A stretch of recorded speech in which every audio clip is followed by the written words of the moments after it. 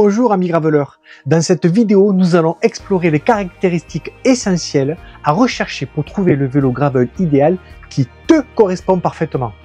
Allez, let's go!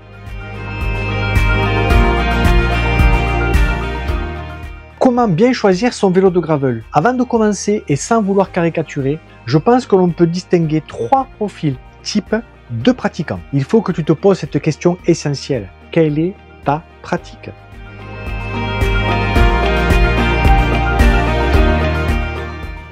Tu peux être un passionné de vélo de route qui veut justement s'aventurer hors des routes, casser une certaine routine et découvrir le plaisir de rouler dans les chemins sans se faire secouer comme un pruneau. Ou bien tu peux être un vététiste qui veut avoir plus de plaisir à monter avec un vélo plus léger et ne pas avoir l'impression de tracter le remorque. Tu vois ce que je veux dire? Ou enfin, tu peux être un cycliste avec une âme de voyageur et qui prend plaisir à découvrir de nouvelles régions ou pays avec son vélo en mode bikepacking ou plus en randonnée. Je ne veux pas te mettre dans une case. C'est contre l'esprit du gravel.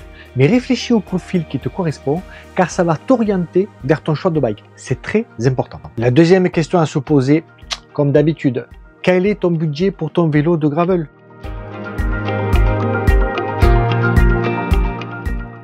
Maintenant que tu as défini ta pratique, il est primordial de délimiter un budget ou tout au moins une fourchette de prix.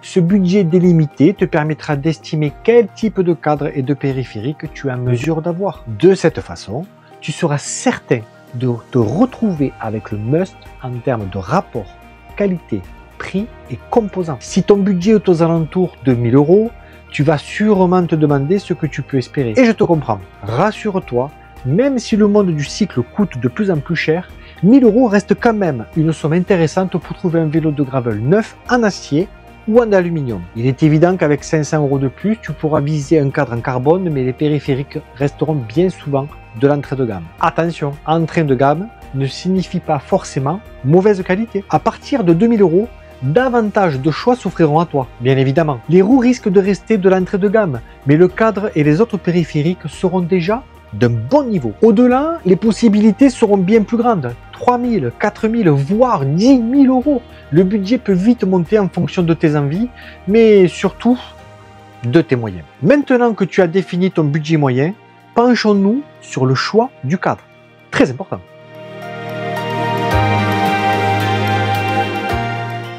Selon le choix du cadre, tu trouveras le bon équilibre entre le confort et la performance. Pour mémoire, le vélo gravel se distingue avant tout par la géométrie de son cadre, avec une douille de direction plus haute et un top tube incliné. Il offre une position confortable et un pilotage agréable, idéal pour les longues randonnées sur différents types de terrain. Le cadre acier est réputé pour sa solidité et son confort. Il sera plutôt destiné à un usage de loisir, pour la randonnée ou les parcours un peu cassants. Son prix, bien évidemment, sera plus abordable. Le carbone ou même le titane offre des propriétés distinctes en termes de robustesse, de légèreté et de réactivité. Ces matériaux nobles seront plus adaptés aux cyclistes sportifs qui recherchent la performance. Par contre, selon la matière et la marque, les prix peuvent s'envoler. Le cadre aluminium représente un compromis entre les deux. Comme je te l'ai déjà précisé, le choix du matériau conditionnera le budget que tu accorderas à ton vélo. Donc, attention à ce choix. Par exemple, un cadre en aluminium avec une fourche carbone s'avère être un bon compromis pour débuter. Mais ne l'oublie pas, ce qui importe le plus, c'est de trouver le vélo gravel idéal qui te correspond parfaitement en regard de ta pratique. Ah, j'allais oublier, le gravel se distingue également par la présence d'un centre route plus évasé pour favoriser le pilotage. Passons maintenant aux roues et aux pneumatiques. L'adhérence et le confort sur tous les terrains.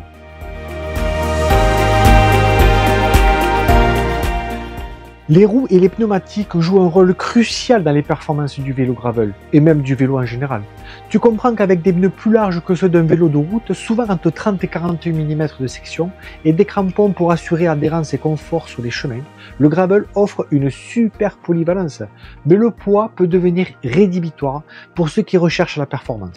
Les options comme les pneus tubeless et les roues à axe traversant offrent un confort supplémentaire et une meilleure rigidité, idéal pour les aventures plus extrêmes. Là encore, Selon le matériau, les prix peuvent s'envoler, alors ne perds pas de vue ton objectif initial. On ne va pas se mentir, les roues carbone ont un rendement inégalé, qui combleront les plus sportifs à la recherche de chrono. Pour autant, une bonne paire de roues aluminium fait parfaitement l'affaire. Parlons maintenant de la transmission, des reliefs franchis en douceur.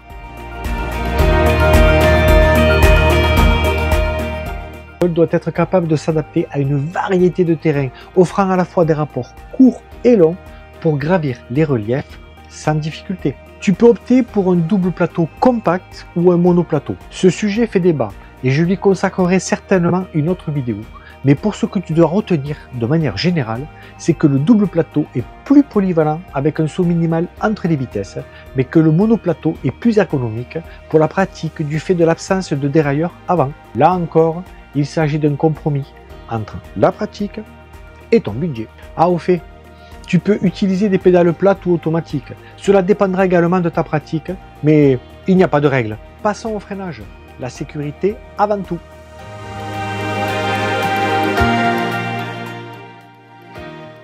En gravel, les freins à disque sont indispensables pour assurer un freinage puissant et précis, même sur un terrain technique ou lorsque le vélo est chargé de sacoches. Que ce soit des freins hydrauliques ou à commande mécanique par câble, ils offrent une fiabilité accrue et une meilleure maîtrise dans toutes les conditions. Pour ma part, il n'y a pas de débat sur ce sujet.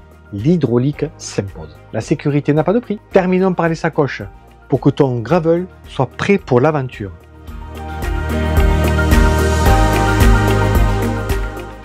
Le gravel est un vélo conçu pour l'aventure, il doit être capable d'accueillir des porte-bagages et des sacoches. Grâce à des œillets de fixation prévus sur le cadre, tu pourras facilement installer des sacoches pour partir à l'aventure en emportant tout le nécessaire sans compromettre le plaisir de rouler. Si le voyage ou la longue distance te plaît, sois vigilant sur ce point car tous les cadres ne proposent pas le même nombre d'œillets de fixation.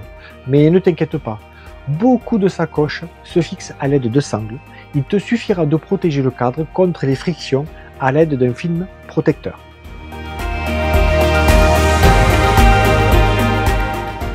Voilà, j'espère que cette vidéo t'aidera à choisir ton vélo gravel en toute connaissance de cause. Le sujet est évidemment vaste, alors n'oublie pas de prendre en compte toutes ces caractéristiques lors de ton prochain achat. Ce qui importe le plus, c'est de trouver le vélo gravel idéal qui te correspond parfaitement en regard de ta pratique. Il ne s'agit donc pas d'une question de budget, mais plutôt de te projeter dans ton besoin pour définir les caractéristiques de ton vélo gravel. Il ne te reste plus qu'à te lancer à la recherche de ton prochain vélo.